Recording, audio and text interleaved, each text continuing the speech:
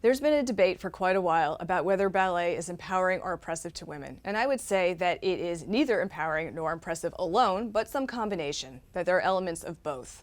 The argument for why ballet is oppressive to women says that from a very young age, girls and boys in ballet classes are taught discipline to the extent of unquestioning obedience, that there's an authoritative, sometimes even authoritarian teacher telling them exactly what to do. They have to do it just like that. They can't ask questions, and this is, creating a passive kind of environment for students, which is not the way that education generally operates these days anymore. There's also arguments that even those dancers who achieve a certain kind of technical level and go on into a more professional world, then as girls they are just manipulated, their bodies are manipulated by the classical choreography. If they're partnered, then their bodies are kind of turned and moved by the men, that the movement doesn't necessarily initiate from their own movement. There's a critique of many of the classical 19th century ballets that the female figures are very passive. And so there's a lot of critique of what ballet is like for girls and for women.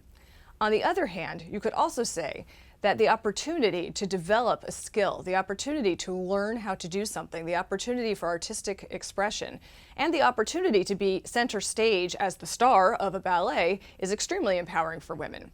You certainly see boys looking at male dancers like Mikhail Baryshnikov, for instance, and saying, I want to be like that, but there's way more ballerinas out there to serve as role models in really important ways. And in recent years, many of these ballerinas have taken on various causes that also, that from their position, is empowerment for girls who look up to them. I also think that just in general, the idea of kind of promoting artistic expression for girls is in itself inherently empowering. And in today's contemporary choreography, there's a real, paying attention to who is moving whom and how they're doing that and who is passive. Nobody really expects ballet dancers at any level to be passive anymore, to just be the empty recipients of whatever choreography is poured into them.